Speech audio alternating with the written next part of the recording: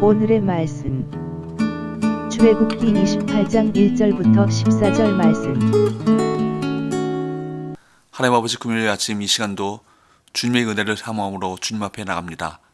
이 시간에도 우리 모두에게 말씀을 통해 하나님의 음성을 들려주옵소서. 예수님의 이름으로 기도합나이다. 아멘.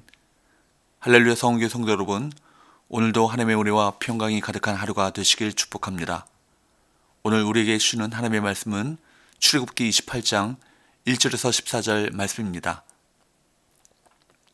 하나님과 인간 사이에는 도저히 뛰어넘을 수 없는 엄청난 간격이 존재합니다. 그렇기 때문에 하나님과 인간 사이에는 연결 통로 역할을 하는 중재자가 반드시 필요합니다. 오늘 등장하는 대제사장이 바로 그 역할을 하는 사람이었습니다. 그는 복장에서부터 백성과 구별되었습니다. 지성소와 성소 그리고 성전들을 어떻게 만들고 세워야 하는지를 상세히 명하여 주신 하나님께서는 이제 그 안에서 하나님을 섬기는 직분을 행할 대제사장의 의복에 관한 지침을 주십니다. 1절, 너는 이스라엘 자손 중 네 형 아론과 그의 아들들 곧 아론과 아론의 아들들 나답과 아비후와 엘르아살과 이다말을 그와 함께 내게로 나오게 하여 나를 섬기는 제사장 직분을 행하게 하되, 하나님께서는 27장 21절에서 언급하신 아론과 그의 아들들 나답과 아비후와 엘르아살과 이다말의 이름을 하나하나 다시 한번 호명하시면서 그들에게 제사장 직분을 맡길 것을 모세에게 명령하십니다. 1절에 제사장 직분을 행하게 하라 라는 구절은 3절 4절에서도 반복됩니다. 이처럼 제사장 직분은 그것이 창설된 시점부터 아론과 그의 아들들에게 위임됩니다. 따라서 제사장 직분은 아론과 그의 아들들 뿐만 아니라 대를 이어 그 후손들이 계속 계승합니다. 2절, 내 형 아론을 위하여 거룩한 옷을 지어 영원롭고 아름답게 할지니, 하나님께서는 아론을 대제사장으로 삼으시고 백성을 대표해 하나님께로 나갈 수 있게 하셨습니다. 그런데 흥미있는 것은 오늘 본문에 보면 하나님께서는 아론과 그 아들들을 세워 제사장 직분을 감당하게 하시면서 처음부터 그들이 입어야 할 옷에 대해서 상세하게 말씀해 주셨다는 것입니다. 제사장은 제사장으로서 입어야 할 옷이 따로 있다는 것입니다. 제사장은 아무 옷이나 입고 하나님 앞에 나가는 것이 아니라 꼭 입어야 할 옷을 입고 하나님 앞에 나가야만 했습니다. 그래서 하나님께서는 제사장이 입어야 할 옷을 당신께서 직접 고안하고 디자인을 하셔서 이렇게 만들어 입어라 라고 하셨습니다. 아마 그렇게 함으로 제사장이란 어떤 존재이며 제사장이 하는 일이 얼마나 중요한지를 알려주시고자 하셨던 것 같습니다. 4절에 보면 대제사장 의복을 입는 재료는 성막 재료와 유사합니다. 대제사장의 옷에 대한 설명은 에봇으로 시작합니다. 에봇은 가슴과 등을 덮는 긴 조끼 모양의 상의입니다. 주부들이 사용하는 앞치마와도 비슷하지만 가슴과 등이 같은 형태입니다. 에봇은 금실과 청색, 자색, 홍색 실, 가늘게 꼰 배실로 정교하게 짠 옷이어서 매우 화려합니다. 성막에서 이렇게 화려하게 짜인 천은 성소 내부와 3개의 문에 사용되었는데 모두 하늘을 상징하는 것입니다. 즉 대제사장의 에봇 역시 하늘의 영광을 상징합니다. 하나님께서는 왜 제사장의 옷을 영화롭고 아름답게 하셨을까요? 그 이유는 대제사장의 직분이 하나님과 인간의 잘못된 관계를 중재하는 영광스러운 직분이기 때문입니다. 또한 대제사장은 하나님의 영광을 드러내야 했기 때문에 영화로워야 했습니다. 대제사장은 하나님과 사람들에게 존귀와 영광을 얻습니다. 그렇기 때문에 아론이 하나님께서 지어 입으라고 하신 이 옷을 입고 나타나면 모든 이스라엘 자손들은 아론을 주목했을 것입니다. 왜냐하면 대제사장 아론의 행동 하나하나는 바로 그들을 대표하는 것이요 그들의 행복과 직결되는 것이었기 때문입니다. 대제사장이 그 옷을 입고 하나님 앞에 나아가야 그들의 죄가 사함을 받을 수 있었고, 아론이 이 옷을 입고 하나님의 은혜의 보좌 앞에 나아가야 그들이 하나님의 은혜를 회복할 수 있었기 때문입니다. 구약의 대제사장은 예수 그리스도를 예표합니다. 예수님께서는 모든 성도의 영원한 대제사장이십니다. 따라서 그분의 보혈을 의지하는 사람은 누구나 성소를 바라보고 하나님께로 나아갈 수 있습니다.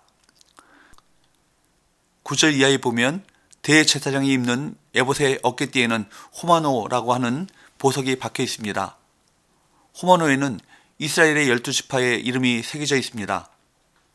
아마 이렇게 한 것은 대제사장이 하나님 앞에 나갈 때 자기 혼자 가는 것이 아니라 이스라엘 12지파의 이름을 어깨에 메고 모든 이스라엘을 대표해서 하나님께 나가는 것을 의미한다고 할 수 있습니다. 어깨는 짐을 짊어지는 곳입니다. 대제사장들은 그들의 어깨에 이스라엘의 12지파의 이름을 새기고 하나님 앞으로 나아갔습니다. 그런 의미에서 대제사장의 어깨에 12지파의 운명이 걸려 있다고 할 수 있습니다. 한번 생각해 보십시오. 당시 구약시대를 살았던 이스라엘 자손들은 아무도 지성소 하나님의 은혜의 보좌 앞에 들어갈 수 없었습니다. 그런데 그들이 지성소 그 은혜의 보좌 앞으로 나갈 수 있는 길은 오직 하나였습니다. 바로 아론 대제사장의 어깨에 얹어서 들어갈 수는 있었습니다. 대제사장 아론이 모든 이스라엘 자손들을 어깨에 메고 지성소 그 은혜의 보좌에 나아갔기 때문입니다. 지금 우리들이 저 영원한 천국에 들어갈 수 있는 것도 마찬가지입니다. 우리 자신의 힘으로나 공로로는 그 누구도 하나님 앞에 설 수 없습니다. 우리는 다만 예수 그리스도의 십자가의 은혜로 예수 그리스도의 어깨에 얹혀서만 하나님 앞에 들어갈 수 있습니다. 예수 그리스도는 마치 구약의 대제사장처럼 저와 여러분들을 어깨에 짊어지고 하나님의 보좌 앞으로 데려가실 것입니다. 이것이 우리가 받은 은혜입니다. 그러므로 이 호마노 보석이 주는 가르침은 두 가지입니다. 첫째, 왕이신 하나님께서는 이스라엘을 보석과 같이 귀한 존재로 여기신다는 것입니다. 둘째, 대제사장으로서 아론의 중요한 사역 중 하나는 하나님 앞에서 이스라엘을 대변하는 것입니다. 죄인인 우리는 하나님의 절대적 은혜로 예수님의 두 어깨에 이름을 올릴 수 있었습니다. 이 강력한 은혜를 잊어서는 안 될 것입니다. 그래서 하나님께서는 예수 그리스도 안에 거하는 모든 성도들을 보석처럼 귀하게 여기시고 또한 예수 그리스도께서는 완전하신 대제사장으로서 세상의 모든 죄인을 대변하시는 그 은혜를 베풀어 주십니다.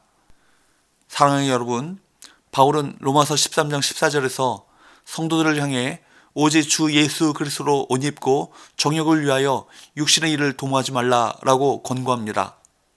그리스도로 옷 입는다는 것은 그리스도를 믿음으로 그분을 닮는 것을 의미합니다. 성도는 거룩하신 그리스도를 믿음으로 그리스도와 연합하여 자신을 하나님께서 기뻐하시는 거룩한 산제물로 드리는 제사장입니다. 성도들은 또한 복음 전파를 통해 사람들을 하나님께 제물로 드리는 복음의 제사장 직분을 감당해야 합니다. 즉 모든 성도는 죄인을 거룩한 하나님의 제사장이 되게 하시려고 자기 몸을 대속물로 드리신 예수 그리스도를 따라 세상과 하나님 사이에서 제사장의 역할을 충실히 감당해야 할 것입니다. 이 은혜를 다시 한번 마음에 새깁시다. 그리고 거룩한 새 옷을 입히시어 우리를 하나님 나라의 제사장으로 삼으신 그 은혜에 합당한 삶을 살기로 다짐하는 하루가 되시길 축복합니다. 기도합시다. 하나님 아버지, 우리를 예수 그리스도 안에서 보석과 같이 여기시고 예수 그리스도를 통하여 왕같은 제사장으로 삼으신 그 은혜를 찬양합니다. 거룩한 새 옷을 입은 자들로서 우리 자신을 하나님께 거룩한 산제물로 드리기를 힘쓰고 세상 속에서 복음의 제사장 역할을 충실히 감당하는 주의 종들 될 수 있도록 도와주옵소서. 예수님의 이름으로 기도합니다. 아멘.